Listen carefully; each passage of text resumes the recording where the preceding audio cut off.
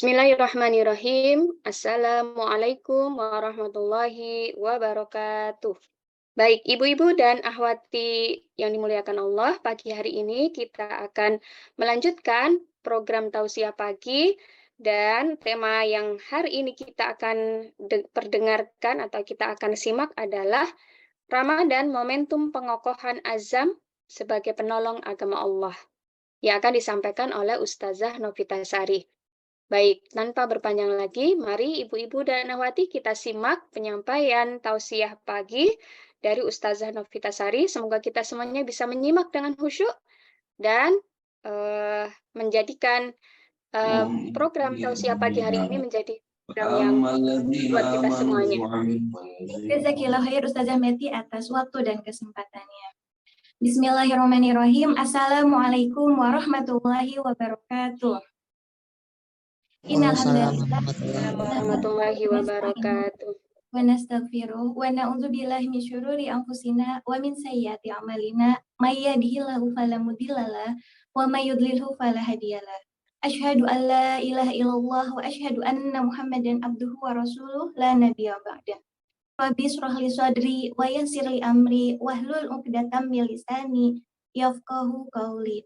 Rabbi zidna ilman warzuqna fahman bi rahmatika ya arhamar rahimin.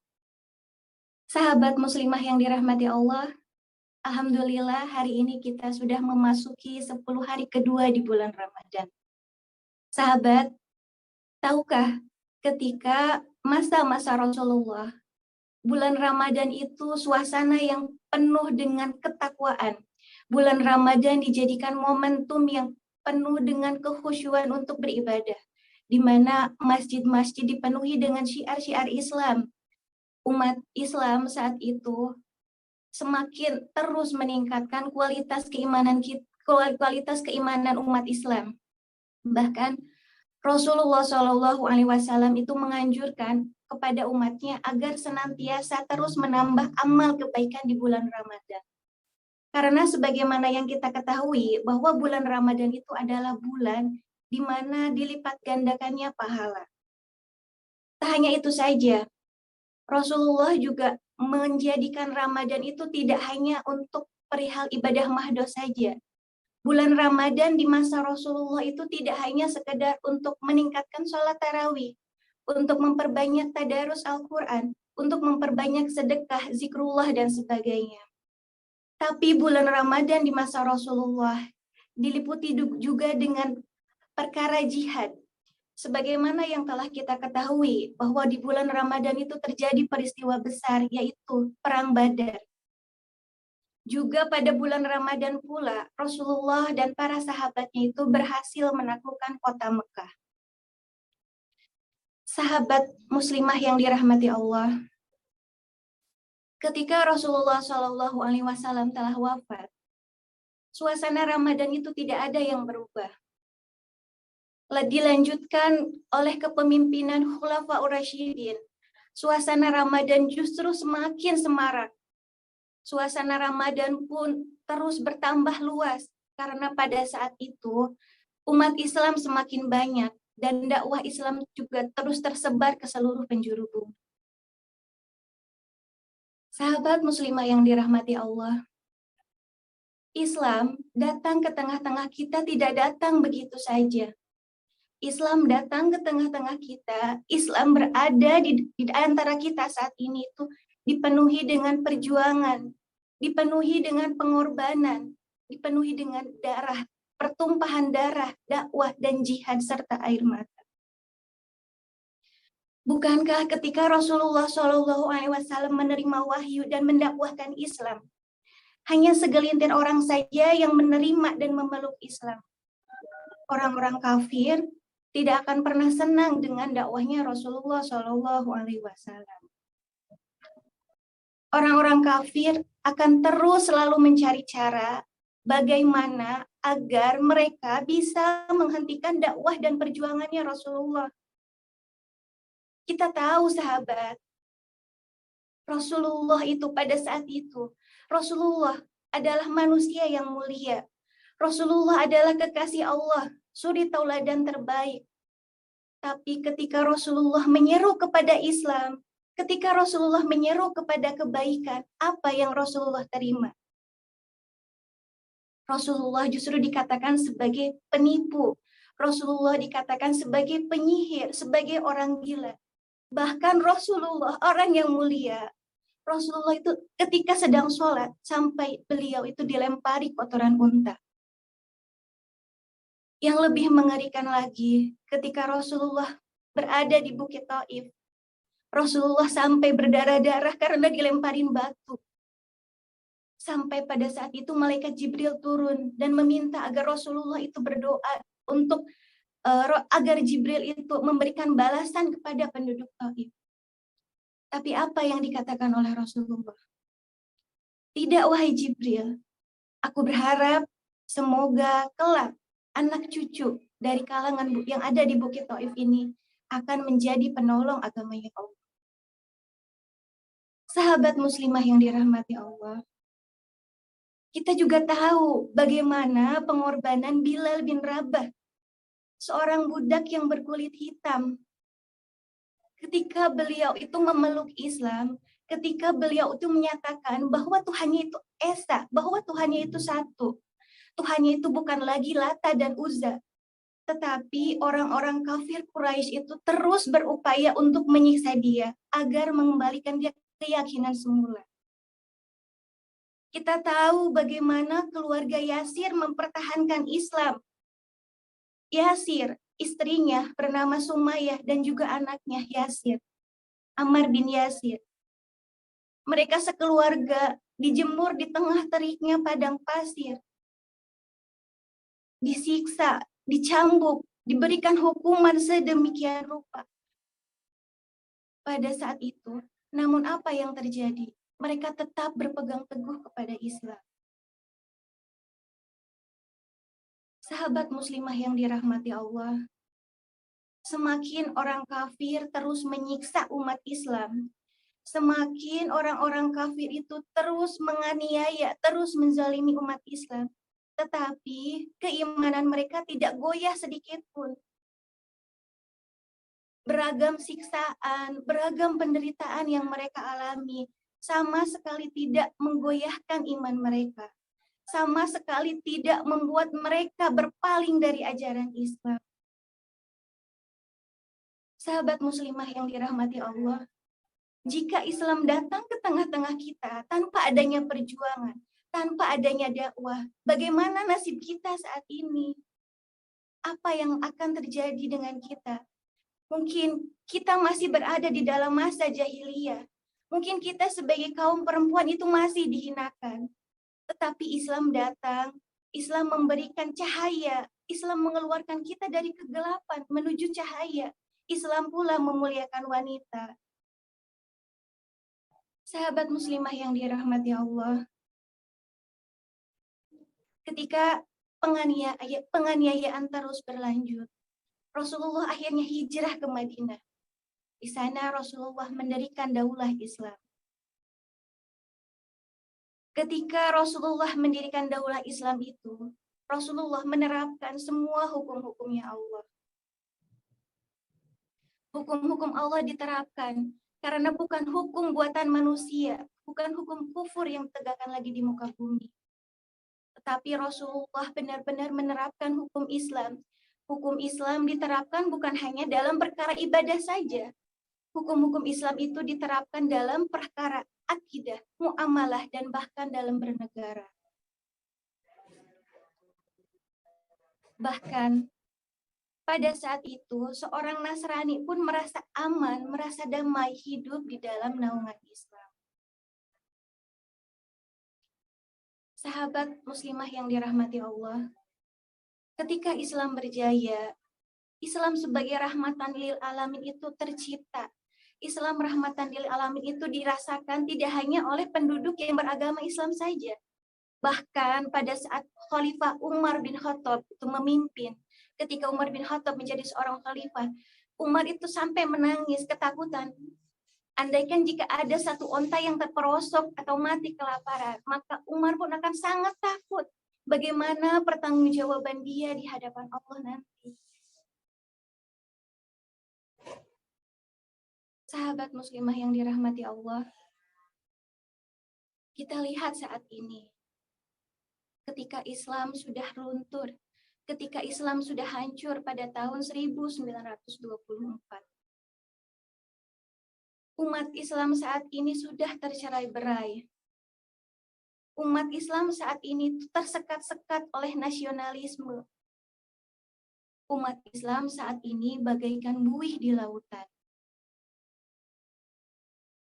Umat Islam terlihat banyak, tapi ternyata tidak berarti. Sahabat muslimah yang dirahmati Allah, ketika hukum-hukum Islam tidak lagi diterapkan di muka bumi ini, ketika umat semakin jauh dari agama, ketika syariat Allah hanya dijadikan ajang prasmanan, yang enak diambil dan yang tidak enak ditinggalkan. Apa yang terjadi dengan saudara-saudara kita? Hari ini, umat Islam ini semakin lemah. Umat Islam semakin terpuruk. Umat Islam dibantai habis-habisan. Namun, tidak ada satupun negara muslim yang menolongnya. Semua hanya diam. Semua bungkam. Semua hanya membisu. Lalu, bagaimana dengan pertanggungjawaban kita di hadapan Allah nanti? Bukankah sesama muslim itu adalah bersaudara? Bukankah ketika kita mengaku seorang muslim, kita itu bagaikan satu tubuh? Jika satu merasakan sakit, maka yang lainnya pun akan merasakan pula. Tapi lihat saat ini, wahai saudaraku, bagaimana saudara-saudara muslim kita di Palestina, di Suriah, di Myanmar, dan sebagainya lagi. Umat Islam saat ini tertindas. Umat Islam saat ini diintimidasi. Umat Islam saat ini dizolimi. Tapi apa yang bisa kita lakukan? Kita hanya bisa diam. Apakah kita yakin semua itu tidak akan dimintai pertanggungjawaban oleh Allah nanti? Sahabat muslimah yang dirahmati Allah, tentu apapun yang kita lakukan akan dimintai pertanggungjawaban. Bahkan Allah Subhanahu wa Ta'ala pun berfirman di dalam Quran surat Muhammad ayat 7. A'udzu billahi minasyaitonir rajim. Bismillahirrahmanirrahim. Ya ayyuhalladzina amanu in tansurullaha yansurkum wa yutsabbit aqdamakum. Wahai orang-orang yang beriman, jika kamu menolong agama Allah, niscaya Dia akan menolongmu dan meneguhkan kedudukanmu. Quran surat Muhammad ayat 7. Sahabat muslimah yang dirahmati Allah, siapa di antara kita yang tidak ingin ditolong oleh Allah? Tentunya kita semua berharap perlindungan dan juga pertolongan Allah. Di mana ketika nanti kita semua akan mempertanggungjawabkan amal perbuatan kita. Di mana ketika nanti tidak ada seorang penolong pun selain Allah. Maka sahabat muslimah, melihat fakta saat ini ketika umat Islam semakin tertindas, ketika umat Islam semakin dizalimi, dan ketika umat Islam semakin dikucilkan, umat Islam terus-terusan dituduh sebagai teroris. Tidak bisa tidak. Kita harus mengokohkan azam kita. Kita harus membulatkan tekad kita untuk menjadi bagian dari penolong agamanya Allah. Bukankah kita semua berharap kelak kita dapat berjumpa dengan Rasulullah, kelak kita dapat melihat wajahnya Allah. Lalu dengan cara apa? Apakah dengan hanya duduk bersantai? Tentu tidak. Melihat fakta saat ini pula, bagaimana saudara-saudara kita semakin dianiaya, bagaimana umat Islam ini semakin disudutkan, maka tidak bisa tidak Kita harus kembali melanjutkan dakwah perjuangan Rasulullah. Kita harus kembali menerapkan hukum-hukum Islam yang telah Allah sampaikan. Kita harus melanjutkan perjuangan Rasulullah agar kelak Islam rahmatan lil alamin itu dapat tercipta menjadi nyata. Sahabat muslimah yang dirahmati Allah,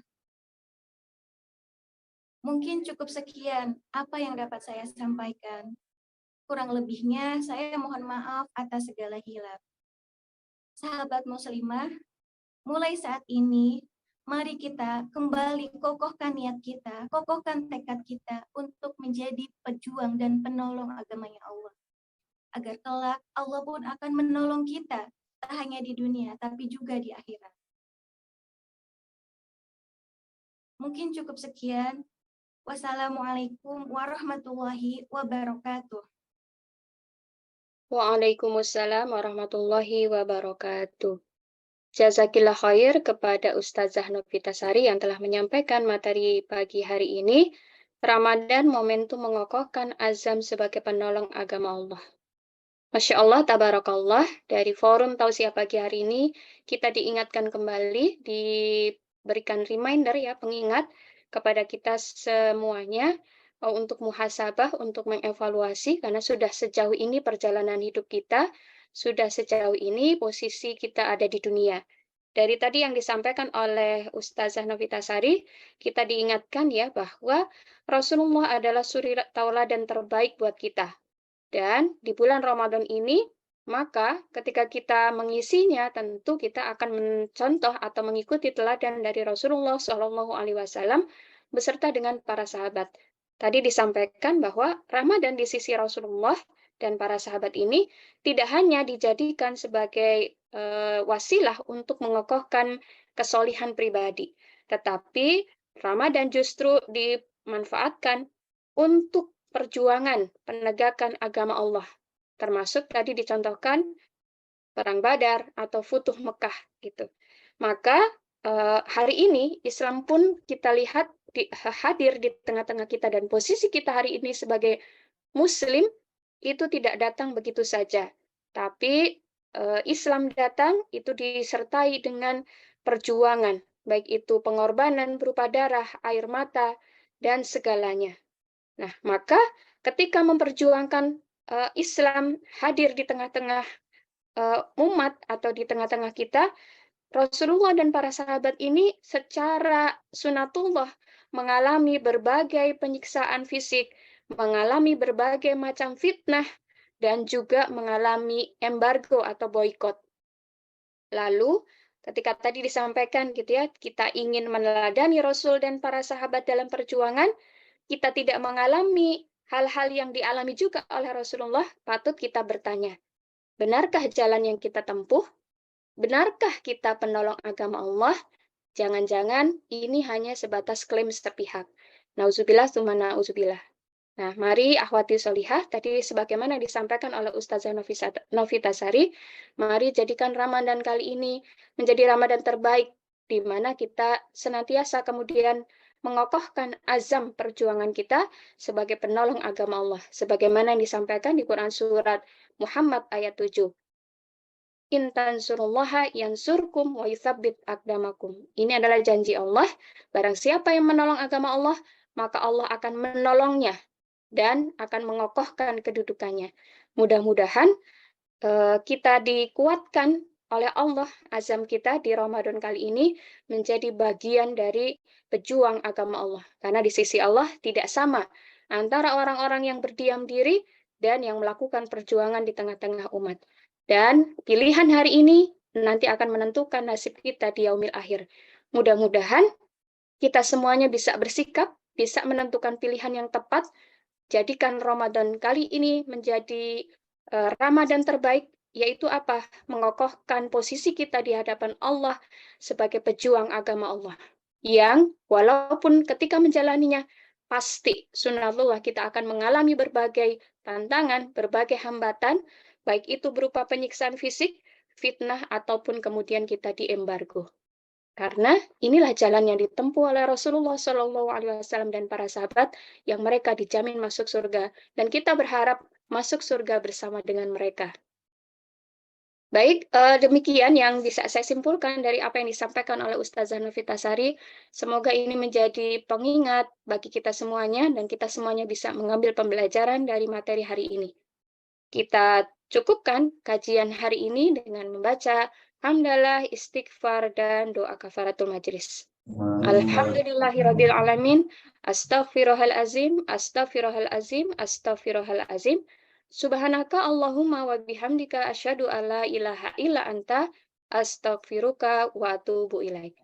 Al-haqqu min rabbik fala takunanna minal mumtarin. Billahi taufiq wa hidayah. Assalamualaikum warahmatullahi wabarakatuh.